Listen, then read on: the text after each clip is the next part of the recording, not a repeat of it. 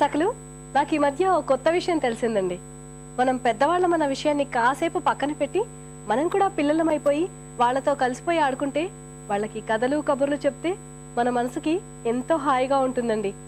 మొన్న మధ్య మా పెద్దమ్మ గారింటికి వెళ్ళాను. 3 ఏళ్ల మనవరాలు ఇల్లంతా పరిగెడుతోంది. సోఫాలు మంచాలపైకి ఎక్కి తొక్కుతూ అల్లరి చేస్తోంది. మా పెద్దమ్మ కంచం పట్టుకుని ఆ పాప చుట్టూ పరిగెడుతూ బతిమాలి బామాలి అన్నం పెడుతోంది. కాసేపు ఇంటి ప్రహరీ గోడపై కూర్చోబెట్టి కార్లని వచ్చిపోయే మనుషుల్ని చూపిస్తూ ఎలాగో అలా ఆ పూట భోజనం పాపకి తినిపించగలిగింది. గంటకు పైగా సాగిన ఈ కార్యక్రమంలో అలసిపోయిన మా పెద్దమ్మ ఉసూరుమంటూ కుర్చీలో కూలబడింది. రోజూ ఇంతేనా అని అడిగాను నేను. మా పెద్దమ్మ ఏం చెప్పిందో కార్యక్రమం చూశాక మాట్లాడుకుందాం.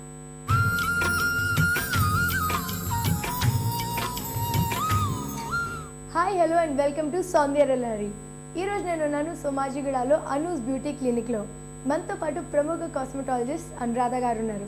మరి సౌందర్యానికి సంబంధించి ఈరోజు ఏం తెలియజేయబోతున్నారో చూద్దామా? నమస్తే అనురాధ గారు. నమస్కారం. ఈరోజు మాకు ఎటువంటి ప్రొసీజర్ గురించి చెప్పబోతున్నారు? ఇవాళ మనకి స్కాల్ప్ గురించి, అంటే జనరల్గా అందరికీ విమెన్ కానీ మెన్ కానీ హెయిర్ ఫాల్ అనేది చాలా కామన్ ప్రాబ్లం ఇది.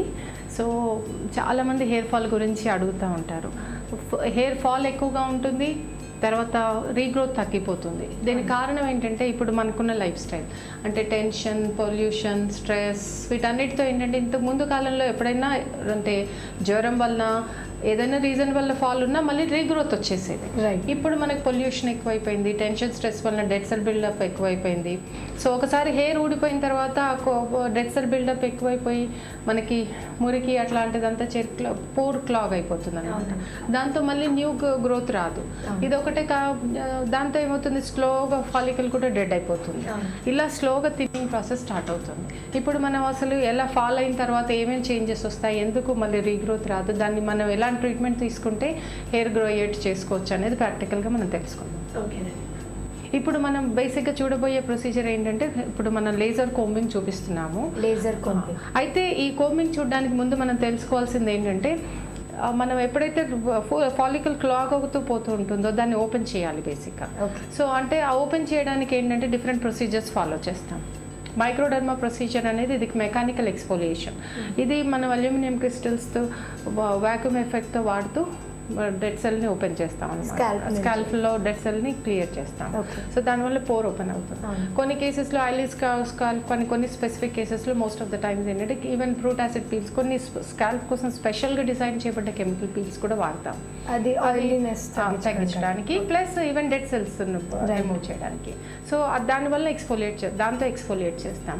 అలా ఎక్స్ఫోలియేట్ చేసినప్పుడు డెడ్ సెల్స్ పోతాయి, జిడ్డు కూడా తగ్గుతుంది, ఫాలికల్ ఓపెన్ అవుతుంది, స్కిన్ది కూడా స్కాల్ప్ పైన వైరల్ ఫంక్షన్ ఇంప్రూవ్ అవుతుంది, హెల్తీగా అవుతుంది, అంటే హైడ్రేషన్ కూడా ఉంటుంది. సో ప్రాపర్ హైడ్రేషన్ లేకపోవడము, పోర్ క్లాగ్ అయిపోవడము, అండ్ ప్రాపర్ సర్క్యులేషన్ లేకపోవడం వల్ల బ్లడ్ సప్లై ఉండదు ఫాలికల్కి. ఎప్పుడైతే ఫాలికల్ బ్లడ్ సప్లై ఉండదో వీక్ అయిపోతుంది ఫాలికల్ కూడా.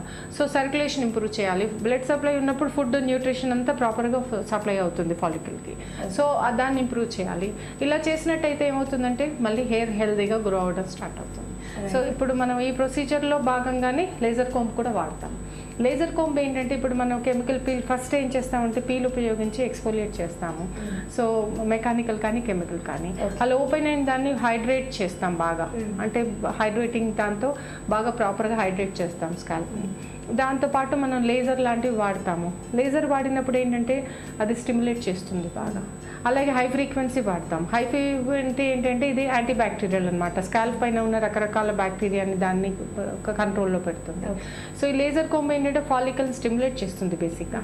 మనకి కొన్ని రోజులు అయిపోయి మనకి ఫాలికల్ డెడ్ స్టేజ్లో ఉంటుందన్నమాట, యాక్టివ్ స్టేజ్లో ఉండదు. మనం పైన పోర్ ఓపెన్ చేసిన దానికి మనం లేజర్ రేస్తో స్టిమ్యులేట్ చేసినప్పుడే గ్రోత్ స్టార్ట్ అవుతుంది.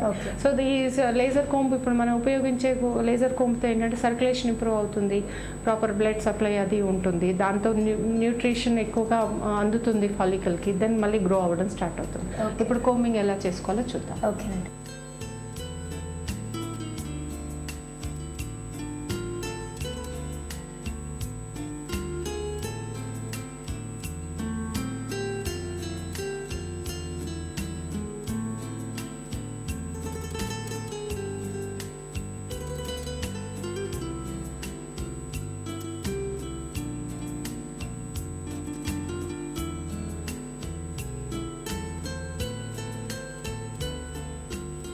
మ్యామ్ ఇది ఏ ఏజ్ గ్రూప్ వాళ్ళైనా చేసుకోవచ్చండి?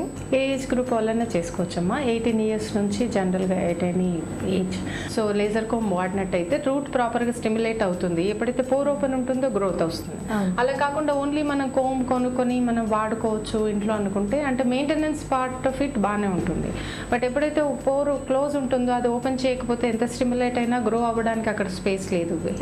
సో ఇది ఎవ్రీ 3 డేస్కి 4 డేస్కి ఒకసారి ఇవ్వచ్చు అనమాట కంటిన్యూస్గా. ఇన్ బిట్వీన్ ఒక ట్రీట్మెంట్ ఎలా ఉంటుందంటే ట్రైకాలజీ ట్రీట్మెంట్ యూజువల్లీ వారానికి ఒకసారి చొప్పున ఇస్తాం. ఇది వీక్లీ వన్స్ చొప్పున జనరల్గా 12 ట్రీట్మెంట్స్ 16 ట్రీట్మెంట్స్ దాకా, అంటే సివియారిటీని బట్టి హెయిర్ ఫాల్ని బట్టి. అయితే చాలా మందికి ఏంటంటే రీగ్రోత్ అనగానే ఇమీడియట్గా ఒక 4-6 వీక్స్లో థిక్ అయిపోతుంది అనుకుంటారు. అలాంటి మిరాకిల్ ఏమీ జరగదు. న్యాచురల్గా హెయిర్ సైకిల్ ప్రాసెస్ ఎలా ఉంటుందో దాని ప్రకారమే. అంటే ఒకసారి స్టిమ్యులేట్ అయ్యి గ్రోత్ అంటూ మొదలయ్యాక it will take its own time to grow. అందరికీ తెలుసు హెయిర్ ఒక నెలలో 1/2 ఇంచ్ 3/4 నుంచి 1 ఇంచ్ వరకే పెరుగుతుంది. మేడం దీంతో వైట్ హెయిర్ మీద ఏమైనా ఎఫెక్ట్ ఉంటుందా? అంటే ఇప్పుడు ఎవరికైనా వైట్ హెయిర్ ఎక్కువగా వస్తే దాంట్లో ఏమైనా చేంజ్ ఉంటుందా? వైట్ హెయిర్కి ఏమి ఉపయోగపడదమ్మా, బేసిక్గా సర్క్యులేషన్ ఇంప్రూవ్ అవుతుంది అంతే. వైట్ హెయిర్కి బేసిక్గా డిఫరెంట్ కేర్ తీసుకోవాలి. దీంతో వైట్ హెయిర్ పెరగదు, వైట్ హెయిర్ తగ్గే ఛాన్సెస్ కూడా పెద్దగా ఏమి ఉండవు. ఇది బేసిక్గా ఏంటంటే హెయిర్ ఫాల్ కంట్రోల్ చేసి రూట్ స్టిమ్యులేట్ అవ్వడం వల్ల గ్రోత్ ఇంక్రీజ్ చేయడానికి పనికి వస్తుంది ట్రీట్మెంట్. సో పర్ సెషన్కి కోంబింగ్ ఎంతసేపు చేయాలండి? 10 to 12 minutes సరిపోతుందమ్మా. ఓకే. సో దీనివల్ల మరి ఉన్న హెయిర్ కూడా చాలా స్ట్రాంగ్ అవుతుందా? ఎందుకంటే పోర్స్ కొంచెం హెయిర్ థిక్ అవ్వడం కానీ హెయిర్ టెక్స్చర్ ఇంప్రూవ్ చేయడానికి కాదు. ఇప్పుడు ఇది స్కాల్ప్ కండిషన్ ఇంప్రూవ్ చేయడం వల్ల మనకు థిక్నెస్ పెరగడానికి, హెయిర్ గ్రోత్ ఇంప్రూవ్ అవ్వడానికి, ఫాల్ కంట్రోల్ అవ్వడానికి, మనకి న్యాచురల్గానే హెయిర్ థిక్గా మనకు వాల్యూమ్ ఎక్కువగా అవ్వడానికి చేసుకునే ప్రొసీజర్ ఇది. మ్యామ్ ఇంకొక చిన్న డౌట్ ఏంటంటే జనరల్గా జనాలు రాత్రి నూనె పెట్టుకుని పొద్దున్న షాంపూ చేసుకోవాలి, అలా అయితే హెయిర్కి బాగా అందుతుంది అన్నట్టు అంటారు. సో యాక్చువల్గా నూనె ఎప్పుడు రాయాలి? అది అసలు ఆయిల్ గురించి మనం అర్థం చేసుకోవాల్సింది ఫస్ట్ ఏంటంటే ఆయిల్ వల్ల మనకి మసాజ్ వలన ఎక్కువ బెనిఫిట్ ఆయిల్ కంటే కూడా. ఆయిల్ వల్ల మనకి హెయిర్ కొంతవరకు మనకి మాయిశ్చరైజ్ అవుతుంది అంతే, హైడ్రేట్ అవుతుంది అంతవరకు ఆయిల్ వల్ల. అయితే అది కూడా ఆయిలీ స్కాల్ప్ ఉన్న వాళ్ళకి ఆయిల్ అక్కర్లేదు. ఎవరికైతే ఆయిల్ గ్లాండ్స్ ఆల్రెడీ ఎక్కువ ఆయిల్ ప్రొడ్యూస్ చేస్తున్నాయో, జిడ్డుగా అవుతుంది, ఎవ్రీ 2 డేస్కి షాంపూ చేసుకోకపోతే వాళ్ళకి హెయిర్ జిడ్డుగా అవుతుంది. యూజువల్గా అలాంటి వాళ్ళకి ఆయిల్ అవసరం లేదు. వాళ్ళు హెర్బల్ హెయిర్ ఆయిల్ ఏదైనా అప్లై చేసుకొని 1/2 అవర్ లోపల వాష్ చేసుకుంటే పర్వాలేదు. ఎందుకంటే మసాజ్ వల్ల వచ్చే బెనిఫిట్స్ వస్తాయి. హెర్బల్ అంటే హర్బ్స్ ఇన్ఫ్యూజ్ చేయడం వల్ల అంతగా డ్యామేజ్ ఉండదు హెయిర్కి. సో వాళ్ళు అలా వాడుకోవచ్చు. మామూలుగా డ్రైనెస్ ఎక్కువగా ఉన్న వాళ్ళు, హెయిర్ కానీ స్కాల్ప్ డ్రైగా ఉన్న వాళ్ళు ఓవర్ నైట్ అప్లై చేసుకోవచ్చు. బాగా నైటే మసాజ్ చేసుకుని వదిలేసి మార్నింగ్ హాట్ టవల్ ఒకటి చుట్టుకొని తర్వాత షాంపూ చేయొచ్చు. అయితే ఎప్పుడు కూడా హెయిర్ అనేది హెయిర్ మీద వదిలేయకూడదు. అంటే పెట్టుకొని తలస్నానం చేశాక అప్లై చేసుకొని వదిలేస్తే పొల్యూషన్ డస్ట్ అంతా అట్రాక్ట్ అయ్యి హెయిర్ ఇంకా డ్యామేజ్ అవుతుంది. అండ్ ఎప్పుడు కూడా హెయిర్కి అంత లాంగ్ హెయిర్ అప్లికేషన్ అవసరం లేదు హెయిర్. సో మసాజ్ హెయిర్ ఎప్పుడు మానక్కర్లేదు. హెయిర్ ఎప్పుడు హైడ్రేటెడ్ ఉంటుంది ఆయిల్ వాడడం వలన. రైట్ అప్లికేషన్ ఉంటే డ్యామేజ్ ఉండదు. అదే రాంగ్ అప్లికేషన్ అయితే దానివల్ల డ్యామేజ్ కూడా అవ్వచ్చు బెనిఫిట్ చేయడానికి. సో ఎలా వాడాలి అనేది ఇంపార్టెంట్. ఇంకొకటి ఆయిల్ ఎక్కువ అప్లై చేసుకొని కారేట్ ఎక్కువ అప్లై చేసుకుని షాంపూ చేస్తే షాంపూ ఎక్కువ వాడాల్సి వస్తుంది. దానివల్ల హెయిర్లో ఉండే న్యాచురల్ ఆయిల్స్ కూడా వచ్చేస్తాయి. సో మ్యామ్ 12 minutes చేస్తే చాలా అన్నారు కదా, ఇప్పుడు ఈ ట్రీట్మెంట్ అయిపోయినట్టేనా? ట్రీట్మెంట్ కంప్లీట్ అయిపోయింది. ఓకే.